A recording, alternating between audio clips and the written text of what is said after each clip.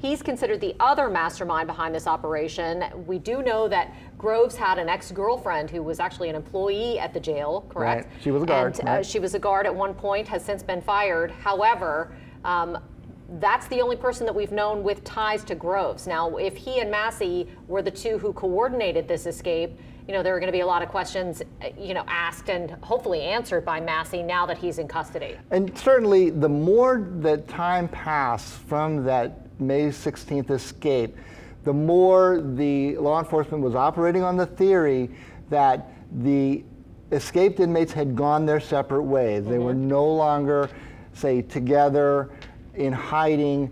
The last pair were the two arrested in Texas. They got the furthest of anyone we know so far.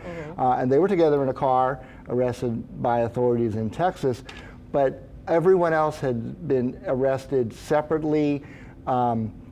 Generally, if you're going to cover your tracks and remain in hiding, the fewer people that know, the better. Sure. Acting in concert with another person could also, put them in jeopardy of being caught. Yes. Massey was again caught in that 9400 block of Stroelitz and Hollygrove by himself in a residence, and that's generally, it's almost kind of on the edge of Lakeview on the way to Metairie Road.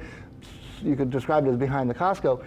A relatively peaceful residential neighborhood. Yeah, not really Lakeview, but Uptown. It's closer to Hollygrove, borders Uptown, right. And other areas like that. Now, just a few moments ago, you were looking at a booking photo for one of the plumbers who was working at the jail, who has been accused of helping these inmates escape. Now, that affidavit in his arrest is where we got a tremendous amount of information about how this breakout happened. And that's when we first learned that Massey and Groves may have been the two that were the ringleaders behind this, and that they had been working together, that they had confronted this plumber allegedly. Plumber now tells a different story through his attorney, so all of those details are going to play out in court. I think that's when we're finally going to figure out exactly what happened, but you would assume that the U.S. Marshals Office, the NOPD, every law enforcement agency, Louisiana State Police, which Troop NOLA has been essential in all of this, that they are all questioning Massey, that they are going to try and get as much information out of him as possible about, number one, how this went down, and number two, where Derek Groves might be. And you mentioned in the case of the Sterling Williams, the maintenance man at the jail who was arrested, and in fact he was the first of the non-escapees, to be arrested as a helping or an accomplice. Yes. And the initial account, I'm glad you used the word allegedly, because that's now in some dispute by his own attorney, but his allegation that he told detectives at the time of his arrest was that he was threatened with a shank, a crude homemade prison knife, that under that threat, he turned off the water so that the inmates could crawl through a hole that they, I guess, punched through a wall of an empty cell behind a toilet and sink fixture. Later, once he got to court, his attorney gave a different account, that it was a matter of a plumbing issue and maintenance that led to him turning off the water. Even said he was not threatened with a shank by these two inmates. That's what the lawyer said in court once Sterling Williams went to court. So this is definitely in dispute, not completely 100% fact at this point, but that is what law enforcement believed, and that is what was contained in that arrest affidavit. But we do know, obviously, Antoine Massey was vocal by, and obviously some risk there and going on social media, giving a lengthy account in which, as you recall, he said, I didn't escape, I was let out, led to obviously a whole nother sequence of questions as to who might have been involved. Obviously, Sterling Williams is facing the charges of aiding the escape. Were there others? The Attorney General's office is deep into a criminal investigation into whether there was other inside help. But by all accounts, Antoine Massey, he was vocal when he was on that tier prior to all of this. He was vocal when he popped up on that social media claiming innocence in the underlying charges that put him there, domestic violence, up to and including a rape charge, as well as the escape itself. Kind of hard to make that argument while a fugitive on the run when you're not where you're supposed to be in custody.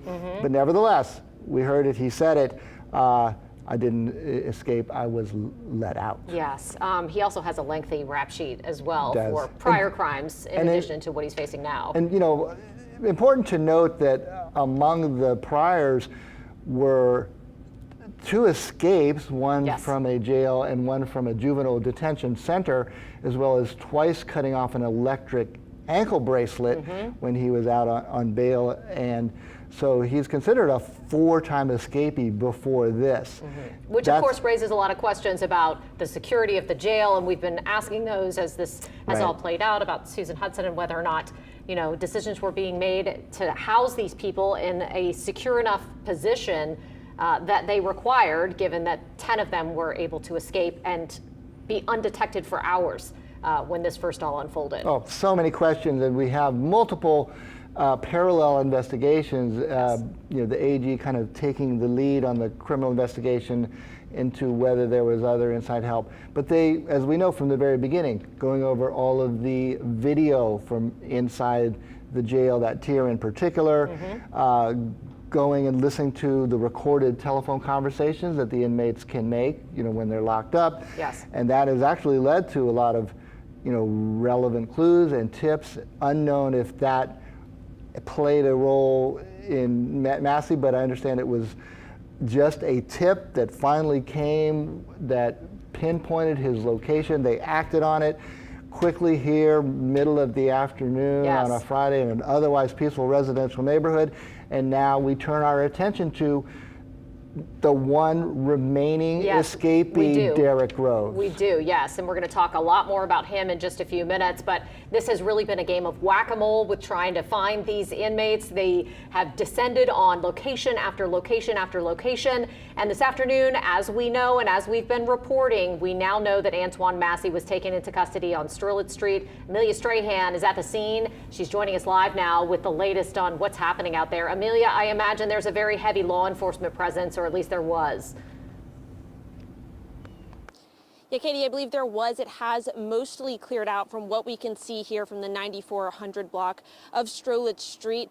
We're told Antoine Massey's around 6 weeks on the run have come to a close now. And we actually checked the distance from Orleans Justice Center, and we're only about 1.5 miles away. So after over a month on the run, he was located here on Stroelitz Street in the Hollygrove neighborhood. We're told multiple law enforcement agencies were involved in this arrest. We're also told that he did not put up any kind of fight. Now, NOPD is going to have the latest information on this arrest and on the inmates on the run tonight at 5:30. And of course, WWL is going to have our Lily Cummings there. So we'll learn more about how the arrest went down here on Stroelitz Street in Hollygrove. Now, that, of course, just leaves Derek Groves left on the run. This makes 9 of the 10 inmates that escaped Orleans Justice Center back in May captured. So now 6 weeks after big development, I believe this is actually 6 weeks to the day or very close to it. And again, found just about 1.5 miles away from the Justice Center. So we're looking forward to learning more details about this arrest. But again, for what we know now, Massey did not put up a fight with law enforcement, and he was arrested here on the 9400 block of Stroelitz Street. Like I said, law enforcement appear to have cleared out of this area, but hopefully we'll learn more now that we know there were multiple law enforcement agencies involved. I'm sure when this arrest happened, it was a heavily patrolled area. So as we get those updates, we will keep you updated. And again, this is, around 6 weeks since that escape. So we're looking forward to hearing what the NOPD has to say tonight at 5:30. Amelia, can you pan around and show us what the neighborhood looks like in that area? I'm just curious if it's just a regular residential neighborhood, or, was he sitting in the middle of a bunch of houses of people who just had no idea that he was in there? I think a lot of people at home might have those same questions. So what does the neighborhood look like where you are? Yeah, absolutely. Let me step out of the frame really quickly so you guys can kind of get a better look. There are other news crews here as well. Everyone's interested to see what happened here.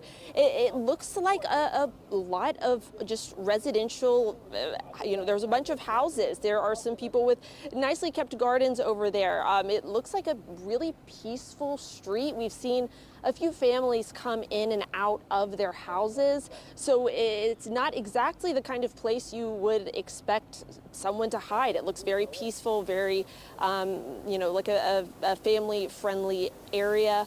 Like I said, we've seen a few people come in and out, not heavily trafficked. Again, is Stroelitz Street, 9400 block, Hollygrove. Again, very residential area, and it appears to be peaceful right now, Katie. Yeah, it's really interesting. There's a high fence. If that is the correct address, I'm assuming that you're standing in front of. There's a high fence there. Looks like the yard is well kept. It raises all these questions about whether or not he was in an abandoned house, whether or not someone who owned the house knew that he was staying in there. I'm sure those questions are all being asked by law enforcement tonight. But it's very interesting that it's already cleared out. They must have swooped in and cleared out, Amelia. That's exactly what we thought whenever we pulled up. We were expecting to see a lot of cars, and it was clear. But again, we know there were multiple law enforcement agencies, and they've had their eyes on this guy for a long time. So hopefully that arrest was swift. Like we are hearing from law enforcement, he didn't put up a fight. That may be part of why the scene has already cleared. And of course, after so many weeks of hard work by our law enforcement agencies, we're happy to hear that it seemed to be a smooth arrest for the most part. And again, that's just what we're hearing from law enforcement right now, but we're going to get more information. Now, as far as that house goes, I heard you mention the high fence. I'm not 100% sure that is the home. We're told it was on this block. Now, hopefully that's a question that we will hear more from NOPD about tonight. But again, all of these houses look, well kept. Looks like people live here. So there have been a number of accomplices that have been arrested. So it'll be interesting to see if he was here alone, if he was with someone, if he had help. All of those questions we don't know the answers to now, but hopefully we have more from NOPD tonight at 5:30. All right, thanks so much, Amelia. And a lot of those neighbors are going to have a lot of questions themselves about what was happening at that house next door. So thank you so much for that. And we are just getting into the WWL Louisiana newsroom. The latest picture that we have of Antoine Massey after he was captured. You can see it here on your screen right now. It appears that heavily armed law enforcement officers took him into custody again peacefully this afternoon, from what we hear from the U.S. Marshals office. That is Massey with handcuffs on, being walked by those heavily armed law enforcement. I can't tell which agency. It looks like it just says police on their vests from where I'm standing. But, this is a picture that we got just into the WWL Louisiana newsroom. And you can see underneath the super that's on your screen, that banner at the bottom of your screen, law enforcement agency insignias mentioned there, 5 of them, 5 different law enforcement agencies, all apparently working together to bring this escaped inmate back into custody. He is now going to be facing a number of other charges in addition to the ones that he was already in Orleans Justice Center for, awaiting trial, Mike. Well, certainly the escape, and I know that he has an opportunity. He was very vocal when he posted that social media video about claiming his innocence and wanting to fight charges against him, including the escape, which he said he was let out. It'll be interesting to see if he's that vocal when being debriefed by the investigators who have been chasing him, and really, I can tell you, pursuing tips that we heard of a few early on that came up empty. I can tell you, I spoke to law enforcement this week.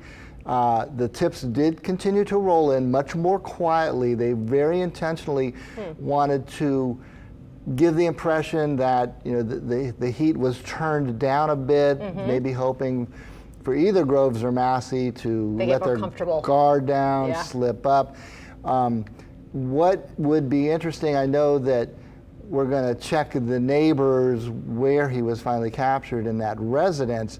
My guess is that they probably did not know a thing. I would think. Can you imagine finding out that one of the escapees is hunkered down next door? I imagine that's terrifying. For one, here's a guy who had successfully, eluded law enforcement up to this point, so he certainly wasn't signaling where he was, and with a $50,000 reward hanging over your head, any neighbor who got wind that, hey, Antoine Massey is here, I can call this tip in and get some money.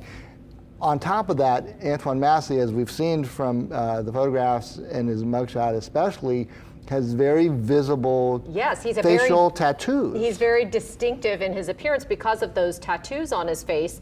And so it's crazy to think about the fact that he was one of the last two captured, given how recognizable he is.